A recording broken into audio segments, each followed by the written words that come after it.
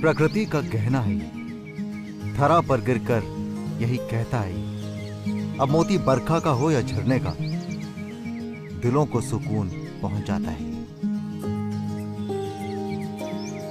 लगभग 150 फीट की ऊंचाई से गिरता ये मोती झरना राजमहल की पहाड़ियों की खूबसूरती में चार चांद लगा देता है।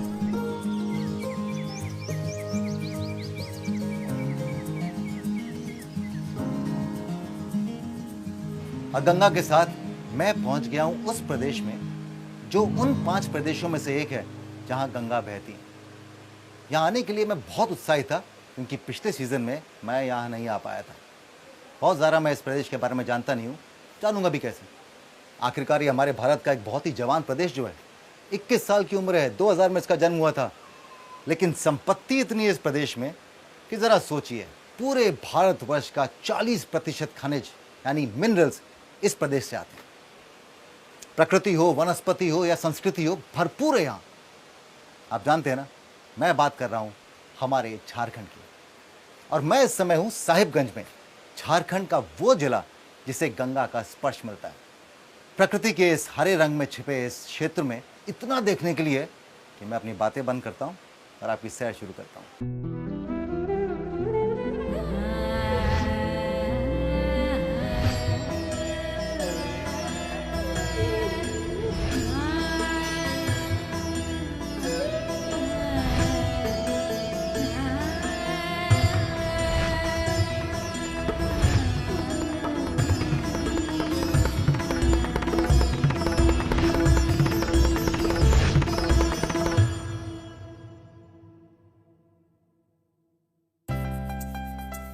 इस कड़ी में देखूंगा राजमहल की पहाड़ियों में बहते खूबसूरत मोती झरने को, जाऊंगा मंड्रो फॉसिल पार्क, एक वर्ल्ड जियोलॉजिकल हेरिटेज साइट, और जानूंगा करोड़ों साल पुराने फॉसिल्स के राज।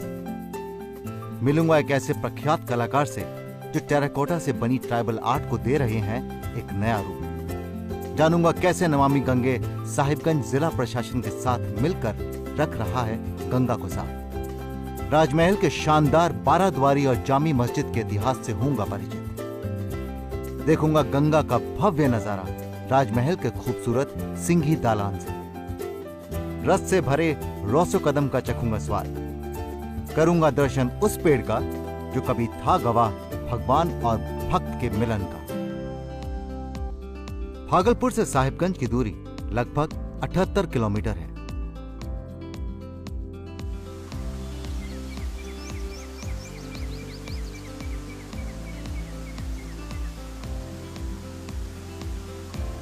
चलिए मैं आपको एक बहुत ही दिलचस्प भूवैज्ञानिक तथ्य देता हूं, जियोलॉजिकल फैक्ट। भूवैज्ञानिकों का मानना है कि यह पूरा क्षेत्र आज से तकरीबन 16 करोड़ साल पहले समुद्र के नीचे था।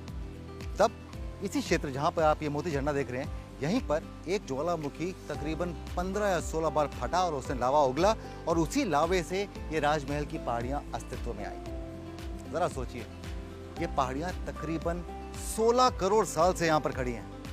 क्या नहीं देखा इन्होंने। नमस्कार।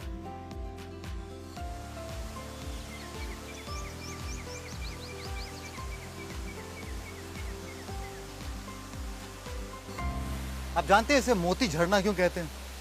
बहुत ही सरल है। वो इसलिए क्योंकि जब ये बूंदें जमीन पर पड़ती हैं तो बिल्कुल मोतियों जैसी दिखती हैं। इस खूबसूरत झरने के नीचे प्राचीन मोतीनाथ मंदिर है जो भगवान शिव को समर्पित है। यह भी माना जाता है कि मोती झरने का नाम इसी मोतीनाथ मंदिर से पड़ा। नमस्कार पंडित जी। बहुत ही खूबसूरत बनावट है इस मंदिर की। कौन बनवाए इसे? ये तो प्राचीन जमाने का है। ये महाभारत काल का समय, द्रौपदी वनवास के समय की बात है। अच्छा। यहाँ आए थे और भगवान श्री कृष्ण से आराधना की और बाबा विश्वकर्मा द्वारा गुफा का निर्माण कराए। हाँ। और राजा मानसिंह के इस जमाने में इनको ज़्यादा विकसित किए, तब से ये चले आ रहे हैं। अच्छा, ये जो शिवलिंग यहाँ पर है, ये प्राकृतिक है या? ये प्राकृतिक है। बहुत ही खूबसूरत है। हाँ, तो बहुत अच्छा लगता होगा आपको। हम लोग को बहुत अच्छा लगता है। गर्मी का एहसास नहीं होता है यहाँ पर। बिल्कुल। तो ऐसा तो होता नहीं होगा कि कोई साहिबगंज आए और मोती झरना ना आए? ना, ऐसा तो होता ही नहीं है। वहाँ यहाँ साहिबगंज आएगा तो यहाँ तो जरूर आएगा। जो झार का खंड है वो झारखंड। झार मतलब हरे भरे हवा से बातें करते पेड़। जंगलों की वसुंधरा कहा जाने वाला यह राज्य सचमुच अनुपम है। ये छोटे छोटे गांव, ये खेत खलियान, ये पहाड़, ये हरियाली, मैंने सोचा भी नहीं था कि झारखंड इतना खूबसूरत होगा।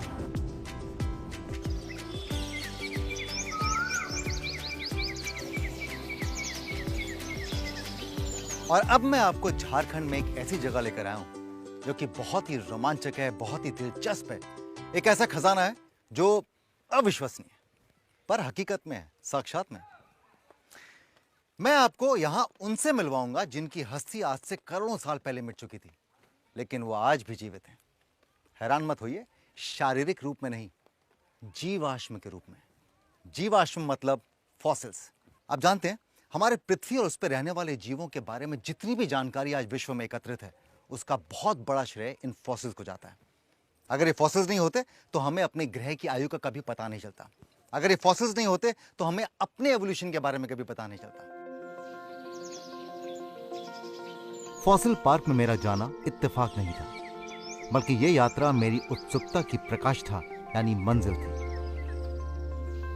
World geological heritage site Sahibganj में बना Munro fossil park 1600 square kilometre में फैला हुआ है।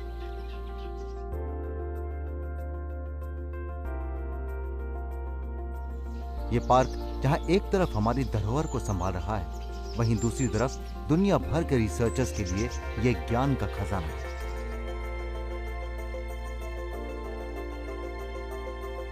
मनीष जी, अगर मैं ये कहूं कि ऐसी जगह का भारतवर्ष में होना और ऐसी जगह पर मेरा होना एक सौभाग्य की बात है, तो क्या वो गलत होगा? बिल्कुल नहीं। ये जो राजमहल के फॉसिल्स हैं, जियोलॉजी में बहुत ही इंपॉर्टेंट मायने रखते हैं। जुरासिक के जस्ट बाद इनका निर्माण रहा है, उस समय के फॉसिल्स हैं ये। जुरासिक एज जो है वो कितने हजारों साल, मतलब हजारों में लाखों साल, करोड़ों साल, सॉरी। एग्जैक्टली राजीव जी, ये 15 करोड़ साल के करीब करीब की आप बातें कर रहे हैं। 15 करोड़ साल पहले ये फॉसिल्स बने थे। इस रीजन में 17 बार लावा निकले हैं जी। और उस समय की लकड़ियां थी, उस समय जो चीज थी वो सड़ी इसलिए नहीं क्योंकि उनको ऑक्सीजन नहीं मिला। एक लावा निकला, उसके बाद में ये लकड़ियां जो हैं उस पे रह गई, उसके बाद दूसरा लावा हुआ, तो ये डीके करने का उन्हें समय नहीं मिला और इसलिए वो दबते दबते धीरे धीरे वो फॉसिल्स बन गए, पत्थर हो गए। 15 करोड़ साल पहले के पेड़, वृक्ष, उनके अवशेष अब भी यहाँ पर हैं। ये जो ये पेड़ है, ये बताइए कितने साल पुराना होगा? 2000, 3000, ये 2 महीने पुराना पेड़ है। और ये जो पेड़ है, ओ ये फॉसिल, ये मतलब इसकी तो कोई कीमत भी नहीं हो सकती, तो मतलब बेशकीमती है। ये है अनमोल 15 करोड़ साल पुराना पेड़। इसको अपने हाथों में लेना अपने लिए एक मेमोरी है जो कभी भूलेगा नहीं इंसान। एग्जैक्टली। आपको पता है कि फॉसिल बनने के लिए या कहलाने के लिए कम से कम आपका 10,000 साल पुराना होना बहुत जरूरी है। अच्छा, यहाँ पर पहले किसने ढूंढा? बिरबल साहनी जी बहुत फेमस पर्सनालिटी है इस जियोलॉजी के क्षेत्र में जी। और उन्होंने ही सबसे पहले यहाँ रिसर्च किया, इसको ढूंढा। ये हमारे सामने फॉसिल पड़ा हुआ है, ये रूट है, ये जमीन में है। तो ये तो आपने इसको प्रिजर्व करने के लिए बनाया होगा। Exactly. तो ये कितने साल पुराना है? 7 करोड़ से 15 करोड़ का अंतराल है। अंतराल है एकदम, ये छू के देख सकते हैं। ये देखिए, मतलब ओरिजिनल लकड़ी था लेकिन इस समय पत्थर है, पर ये पेड़ का ट्रंक है, शाखा है उसकी। एग्जैक्टली। मनीष जी, यहाँ तो हमें प्लांट फॉसिल मिले, यहाँ जीवों के फॉसिल नहीं है यहाँ पे। जुरासिक पीरियड के जस्ट बाद एक मास एक्सटिंक्शन हुआ था। ये उस समय की बात है जब सभी जो जानवर थे, जो डायनासोर्स वाले एज के, वो वाइप आउट हो गए। इसलिए यहाँ पे सिर्फ और सिर्फ प्लांट फॉसिल्स मिलते हैं। झारखंड के बारे में बाहर लोगों को पता लगने दीजिए, उसके बाद देखिएगा आपको टिकट लेने पड़ेंगे, आपको काटने पड़ेंगे यहाँ लोगों के लिए, क्योंकि ये चीजें तो एक्चुअल पूजनीय है। इनफैक्ट अगर मैं बताऊं राजीव जी, यहाँ बचे हुए हैं क्योंकि लोग इनकी पूजा करते हैं, इसकी उन्होंने रक्षा की है, इसको प्रिजर्व किया है।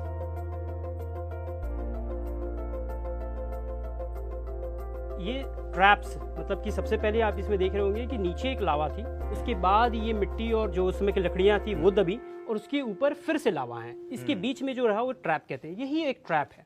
इसमें हमें लकड़ी के जो है वो दबे हुए मिल जाएंगे, जो फॉसिल्स हैं। जो कुछ पत्थर होंगे उसको अगर तोड़ेंगे तो उसमें जो पत्ते हैं उनके इम्प्रिंट्स मिल जाएंगे। इस तरह का रीजन मतलब बहुत है क्या इंडिया में ऐसे? नहीं, इंडिया में सिर्फ और सिर्फ यही है, इसलिए इसको राजमहल का रीजन कहते हैं। आप यहाँ पे आए हैं क्या? अगर नहीं आए तो सोचेगा कि आप बहुत बड़ी चीज मिस कर रहे हैं लाइफ में। कितनी अजीब बात है ना, हम भी सारी जिंदगी घूमने के नाम पर उन्हीं 8-10 जगहों के चक्कर लगाते रहते हैं और इस तरह के अनमोल स्थल के बारे में शायद जानते ही नहीं।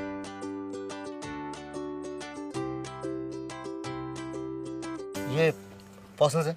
सही पहचाना राजीव जी, ये वही है तारा पहाड़ के जो फॉसिल्स हैं। एटलीस्ट 4 या 5 पेड़ तो हमें दिख ही रहे हैं जी। और ये पेड़ पहले इतने बड़े बड़े थे। कहाँ गए? धीरे धीरे जो लोग हैं वो लोग आते हैं और अपने सुवीनियर के तौर पे थोड़े थे टुकड़े लेके चले जाते हैं। ये हमारे देश में बहुत बड़ी समस्या है। एग्जैक्टली। आप ये कह रहे थे जब तक ये हमारे संपर्क में नहीं थे तब तक ये इतने थे, खुशहाल थे। जैसे ही मनुष्य के संपर्क में आए धीरे धीरे करके नष्ट हो गए। ये मेरी आपसे गुजारिश है कि ये हमारी संपत्ति, आप इसके रक्षक होने चाहिए, इसके भक्षक नहीं। 15 करोड़ साल के नियर अबाउट जो हैं ये फॉसिल्स हैं और एक बार अगर ये लॉस्ट हुए तो it will be lost for ever. बेशकीमती। ये देखिए कितना बड़ा फॉसिल है ये, और ये काफी अंदर तक गया। हाँ, इसका अनुमान लगा सकते ही नहीं हम कि जमीन के कितना अंदर होगा ये। राइट। क्या नहीं है हमारे देश में, सोचिए क्या नहीं है, कितना बड़ा। मैंने आपको कहा था ना, ऐसे खजाने में लेकर जा रहा हूँ जिसे देखकर आप विश्वास नहीं करेंगे, आपके विश्वास से परे होगा। यहाँ पर आकर कभी इन फॉसिल से बात कीजिएगा, आपको करोड़ों साल पहले के जो दौर था उसकी दास्तानें सुनाएंगे। आगे होगी मुलाकात एक ऐसे प्रतिभाशाली कलाकार से जिन्होंने शुरुआत की टेराकोटा म्यूरल्स की। साहिबगंज के डिस्ट्रिक्ट मजिस्ट्रेट बताएंगे मुझे कैसे नमामि गंगे के साथ मिलकर वो रख रहे हैं गंगा को स्वच्छ। राजमहल में देखूंगा अकबर के सेनापति राजा मान सिंह द्वारा बनाए गए 16वीं सदी के वास्तुकला के नमूने।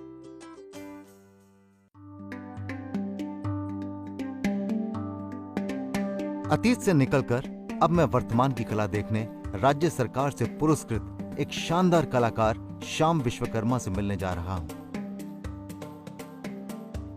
गंगा की मिट्टी से टेराकोटा की खूबसूरत प्रतिमाएं विभिन्न आकार कैसे लेती हैं, यह देखना है तो यहां ही आना चाहिए।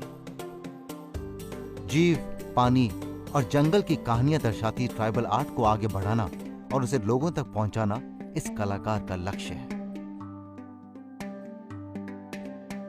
इतना हुनर है आपके हाथों में सर।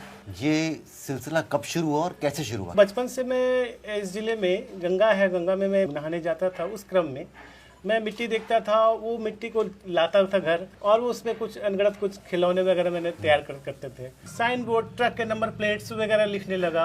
लोग बोलते थे कि अच्छा लिखते हो। मैं सोचा था यही आर्ट है। एक अच्छे IAS ने हमें कहा कि आप किसी आर्ट कॉलेज में दाखिला लो, आपका हाथ बहुत अच्छा है। मैंने पटना फाइन आर्ट में जाके दल लिखा, 91 में लिया। और वहाँ से पढ़ने के बाद पता चला कि आर्ट वो अपना होता है, इमेजिनेशन होता है। आप क्या कर सकते, क्रिएट क्या कर सकते थे। तो गंगा के मिट्टी से मैंने काम करना शुरू किया। और ये ट्राइबल एरिया है, आदिवासी का जनजीवन मैंने बचपन से देखा, उन सब पे मैंने काम करना शुरू किया, ट्राइबल आर्ट पे। और टेराकोटा जो गंगा की मिट्टी से बन के तैयार होता है सर, उस पर मैंने काम किया। पहले पेंटिंग कैनवास पे हुआ करता था, वो मूर्तियाँ जब दीवार पे लटके के फ्रेम में मैंने उसको बनाया तो लोगों ने काफ़ी पसंद किया। दिस इज डिफरेंट, बहुत अलग है। इनफैक्ट बिहार और झारखंड उसके बाद अलग हो गया। तो ऑफिशियल यहाँ पे कोई आर्ट करने वाला इस तरह का कोई नहीं था सर। उसके बाद भारत सरकार ने मुझे स्कॉलरशिप दिया टेराकोटा में। हमारे यहाँ पर रॉ मटेरियल काफ़ी मात्रा में है, जैसे कि चाइना के लिए हमारे राजमहल में गंगा की मिट्टी तो गंगा माँ में ही है, समाहित है। तो अगर ये कहें कि इस कला का जो ओरिजिन है, इस कला की शुरुआत है, वो आपसे हुई? टेराकोटा म्यूरल का शुरुआत मैंने किया है। प्रधानमंत्री के हाथों 2-3 पेंटिंग हमारी चली गई है। ये देखिए पीछे बिरसा मुंडा खड़े हैं। ये पूरा का पूरा स्ट्रक्चर आपने बनाया, आपने जीवित कर दिया एक्चुअली। कोशिश ये कल्पना से किया या कल्पना से किया। मैं फ्रीडम फाइटर जो हमारे झारखंड के हैं बेसिकली, उन सबको एक मंच दिया गया है। उस मंच पे मैं भी काम कर रहा हूँ। जैसे टेराकोटा आउटडोर और फाइबर इंडोर, ताकि वो बरसों तक ये जीवित रह सके। ये आउटडोर है, इंडोर है? ये इंडोर है, ये सब आउटडोर है। अच्छा। उसको सीमेंट से हम लोग टेराकोटा को वॉल पे पेस्ट कर देते हैं, वो आउटडोर है। तो एक ही टेराकोटा को आपने अलग अलग तरीके से इस्तेमाल हाँ। किया। तो ये जो पीछे गौतम बुद्ध बैठ के मुझे आशीर्वाद दे रहे हैं, ये बनाने में कितना समय लगा होगा? ये बनाने में कम से कम 15 से 16 दिन। बहुत ही खूबसूरत है ये, बहुत बहुत बारीकी वाला काम भी लगता है। लेकिन ये इस तरह के फोल्ड कैसे देते हैं? वो फोल्ड तो सब सर हाथ से ही। और मैं बेसिकली यही कहूँगा, लोग कला के क्षेत्र में जब भी आए तो ड्राइंग जरूर करें। ड्राइंग के बिना कुछ नहीं हो सकता है। जैसे बच्चे अगर पेंसिल पकड़ते हैं तो उसको पेंसिल पकड़ने देना चाहिए, वो कॉपी गंदा करे तो ही आगे जाएगा। मैं बचपन में बहुत मार खाया हूँ बेसिकली। टीचर पढ़ा रहे, मैं कॉपी में कुछ बनाते रहता था, तो मैं बड़ी मार खाया इस सब चीज़ में, लेकिन आगे वो काम आ गया। ऐसा ही होता है, हर चीज़ की शुरुआत ऐसी होती है। जब हम भी कभी फिल्में देखने के लिए जाया करते थे या कुछ और करते थे तो डांटी पड़ती थी घर से। लोग काम करके आगे बढ़ सकते हैं और आगे काम यहाँ पर करें, लेकिन उसी गूंज बड़े शहरों में जाने वहाँ। जी बहुत आर्टिस्ट किस्म के इंसान है। और क्या क्या करते हैं आप? और भी कोई शौक है आपके? कुछ कुछ मैं सीखता हूँ, संगीत के क्षेत्र में भी। संगीत के क्षेत्र में भी? जी जी बिल्कुल। और एक्टिंग तो नहीं करते ना? कंपटीशन मत बनिएगा मेरा प्लीज। ये मेरी विधा में तो नहीं है। तो मैं आपके सारे हुनर देखना चाहता हूँ। सबसे पहले तो मैं ये देखूँ कि आप इस खाली शीट के ऊपर, इस कैनवस के ऊपर आप क्या बनाते हैं?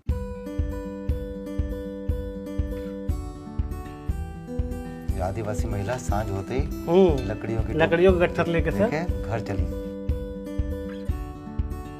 उनका जो पारंपरिक ड्रेस है, ऐसे नहीं बनते कलाकार।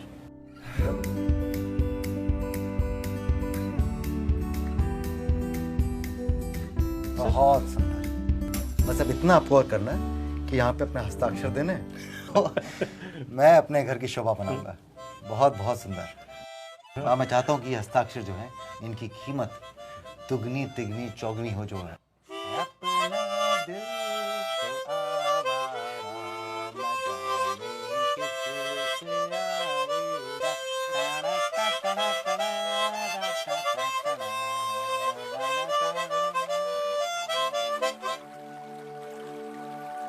दूर तक बहती माँ गंगा की धारा। यहाँ गंगा का आकार इतना भव्य है कि कहा जाता है कि साहिबगंज कभी एक बंदरगाह हुआ करता था।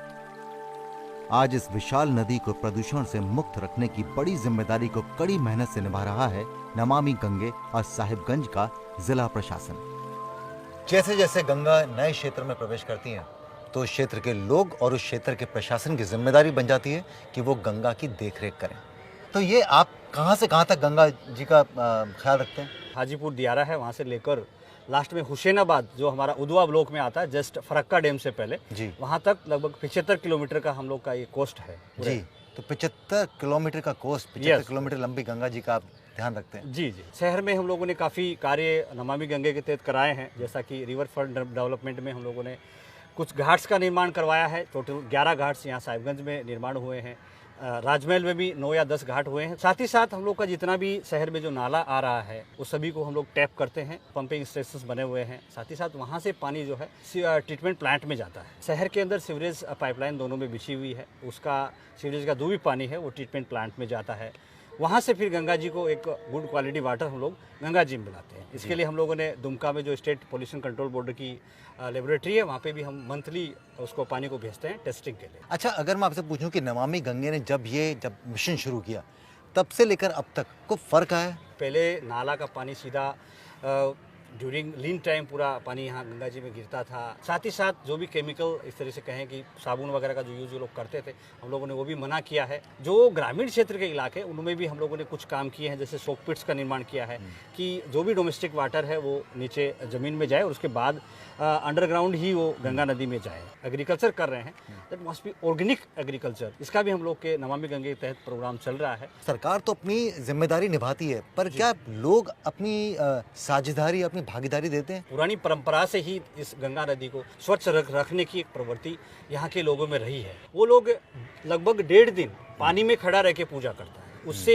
ये अनुमान लगा सकते हैं कि कितना उन लोगों के लिए गंगा का पवित्रता है। बाहर रहते हैं तो एक झारखंड की एक इमेज अलग है कि बहुत ट्राइबल एरिया होगा या पिछड़ा हुआ इलाका होगा। बहुत खूबसूरत है। इसमें गंगा का अगर देखते हैं हम लोग ज्योग्राफिकली, तो हरिद्वार से जब ये निकलती है उसके बाद ये अंतिम छोर है जहाँ पर आपको पहाड़ और नदी का एक संगम देखने को मिलता है और बहुत अत्यंत खूबसूरत संगम है।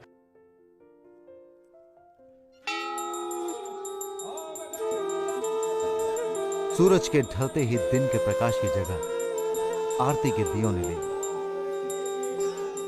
जो मेरी इस गंगा के साथ चल रही यात्रा में हमेशा मुझे कुछ शांति और सुकून देती है।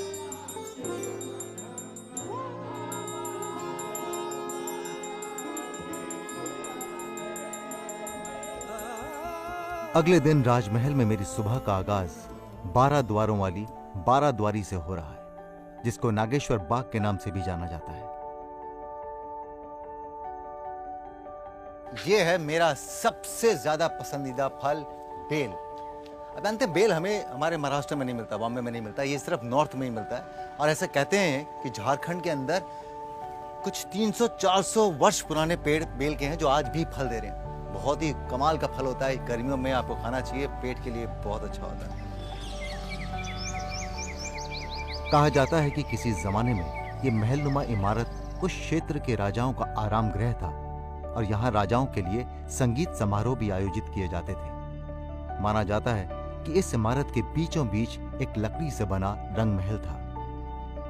12 द्वारी के निर्माण को लेकर अलग अलग धारणाएं हैं। कुछ इतिहासकारों का मानना है कि मीर कासिम अली, जो उस वक्त बंगाल के नवाब थे, उन्होंने इसे बनवाया। वहीं दूसरी ओर कुछ विद्वान ऐसा मानते हैं कि इसे राजा मान सिंह के विरोधी फतेह जंग खान ने बनवाया। गंगा साहिबगंज से चलती है और राजमहल पहुंच जाती है, जो कि तकरीबन 32 किलोमीटर की दूरी पर स्थित है। तो मैं भी पहुंच गया राजमहल। अब जानते हैं, राजमहल अकबर और शाहजहां के दौर में इस पूरे क्षेत्र की राजधानी हुआ करती थी। और यहाँ पर बहुत ही ऐतिहासिक स्थल भी हैं, जिनमें से एक पर मैं इस समय खड़ा हूँ, 12 द्वारी। अब इस जगह के बारे में विस्तार से मुझे बताएंगे इस क्षेत्र के इतिहास और भू विज्ञान के जानकार डॉक्टर रंजीत कुमार सिंह। 12 द्वारी मतलब नाम शब्द में ही द्वार है, जी, तो क्या 12 द्वार है यहाँ पर? हाँ, 12 द्वार है, इसलिए लोग 12 द्वारी कहते हैं। 3 चीज़ों के लिए ये फेमस था। पहला था कि अंग्रेज जब रात होते थे यहाँ पे वो ठहरते थे। दूसरा था कि यहाँ पे रंग महल भी कहलाता था।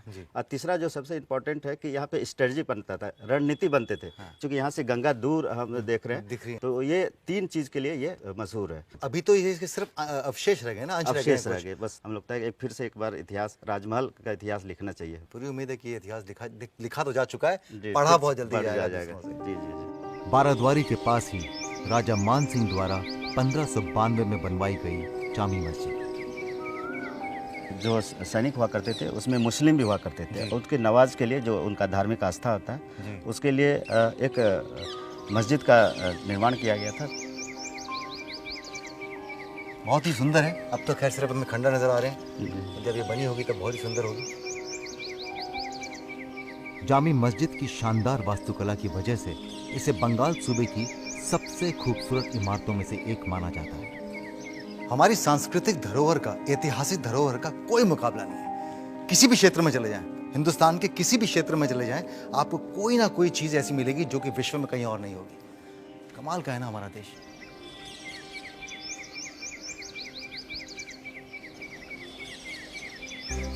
आगे है राजमहल में उत्तर वाहिनी गंगा किनारे बने सिंघी दालान का करूंगा भ्रमण। होगा रसीला स्वाद झारखंड के सबसे मशहूर मिठाइयों में से एक रौसो कदम का। जाऊंगा कन्हैया स्थान, जहां पर चैतन्य महाप्रभु के चरण हैं आज भी स्थापित।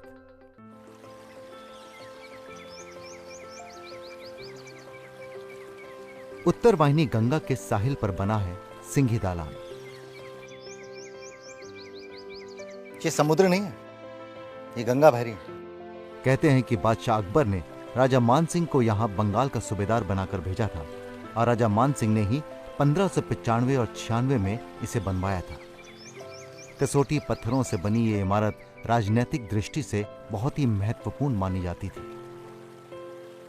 राजमहल के रोमांचक इतिहास के बाद मन तो मीठा हो गया, पर अब जुबान कर रही है इंतजार झारखंड की सबसे प्रसिद्ध मिठाइयों में से एक का सेवन करने की। सादा सा इसका रूप, प्यारी सी मिठास, और मुंह में रखते ही खुल जाता है। इसीलिए तो रौसो कदम है खास। तो खत्म हो गया, कमाल है। यही सोच रहे हैं ना कि मैं कितने मजे लूट रहा हूँ। अब क्या करूँ, शो का होस्ट जो हूँ।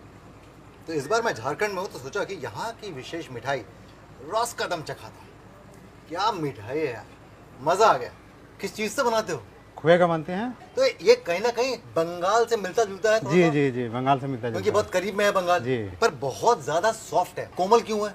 कोमल इसलिए है कि इसमें 1 किलो खोआ में मात्र 100 ग्राम चीनी दिया जाता है, जिसके कारण ये सॉफ्ट होता है। हाँ। और ज्यादा चीनी देने से क्या होता है, वो कड़ा हार्ड हो जाएंगे। अच्छा, तो मैं घबराहट में दूसरा नहीं मांगा आपसे, क्योंकि मुझे लगा कि बहुत चीनी खा लूंगा। नहीं चीनी तो बहुत नहीं, कम ये है, हल्का ठीक है मीठा ना? है। बनाते कैसे हैं इसको? ये हाँ, देखिए, बनाते हैं, देखिए इस रंग से बनाए। ये ले, ये बना भी दिए और दे भी दिए। जी जी। और ये हम खा भी लिए। तो मैं आपको बता दूं कि खोया तो एक चीज है ही है, लेकिन बीच में छोटा सा ये रसगुल्ले, छोटा सा रसगुल्ला वो भी डाल देते हैं बीच के अंदर। और चारों तरफ इसमें खोए की जो कवरिंग होती है और वो जो जूस निकलता है, एक्चुअली ऐसा लगता है कि आप एक फल खा रहे हैं, क्योंकि आउटर जो है वो इतना सॉफ्ट होता है कि आपने जैसे इसमें दान डाले और अंदर से एक जूस निकला, वो जूस होता है रसगुल्ले का। जी। अच्छा, ऐसा क्यों है कि ये सिर्फ आपके पास बन सकता है, मेरे घर में क्यों नहीं बन सकता? हाँ, बन सकते हैं, आपके यहाँ भी बन सकता है, क्यों नहीं बन सकते हैं। बिल्कुल, स्वाद ऐसे ही आएगा। हाँ, ऐसे आएंगे। जो पानी झारखंड का है, जो प्यार आप झारखंड के लोगों का है, वो प्यार नहीं मिलेगा ना वहाँ पे। आप नहीं मिलोगे ना। वो बनाने का तरीका जो होता है ना वो अलग और होता आपकी है। एक खूबसूरत मुस्कुराहट नहीं मिलेगी। देखिए कितने खूबसूरत लगते हैं जब ये मुस्कुराते हैं तो। कहते हैं भक्त और भगवान का रिश्ता अटूट प्रेम का रिश्ता होता है, जैसे चैतन्य महाप्रभु और भगवान श्री कृष्ण का था। चैतन्य महाप्रभु के बारे में आपने सुना होगा। ये बंगाल के वो संत थे जो भगवान कृष्ण के बहुत बड़े भक्त थे, और ऐसा माना जाता है इसी वृक्ष के नीचे उन्हें भगवान कृष्ण के दर्शन हुए थे।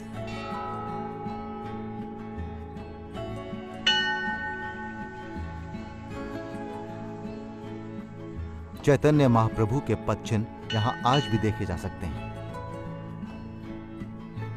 और यह भी कहा जाता है कि आज भी भगवान कृष्ण और राधा के पद चिन्ह यहां विद्यमान हैं। कन्हैया स्थान को कृष्ण भक्त भगवान कृष्ण की लीला स्थली मानते हैं। झारखंड आने की मेरी उत्सुकता अब तक बरकरार है, बस समय नहीं बचा। अब जिस प्रदेश की प्रकृति, संस्कृति, वनस्पति इतनी खूबसूरत हो, तो वहां इतनी जल्दी मन भरेगा भी तो कैसे। पर अचरज की बात यह है कि हम इसके बारे में ज्यादा जानते ही नहीं। आप जानते हैं, जब मैं विदेश जाता हूं तो किसी भी देश का लगभग हर प्रांत या हर शहर एक जैसा लगता है, लेकिन भारत का हर प्रदेश अपने आप में एक देश जैसा लगता है। अगर कोई भारत के 4 शहरों को देखकर यह कह दे कि उसने पूरा भारतवर्ष देख लिया है, तो वो गलत होगा, क्योंकि भारत को देखने के लिए एक पूरा जीवन कम पड़ सकता है। और वो सिर्फ इसलिए नहीं कि हमारा देश बहुत विशाल है, वो इसलिए भी कि हमारा देश विविधता की मिसाल है। आप भी मानते हैं ना?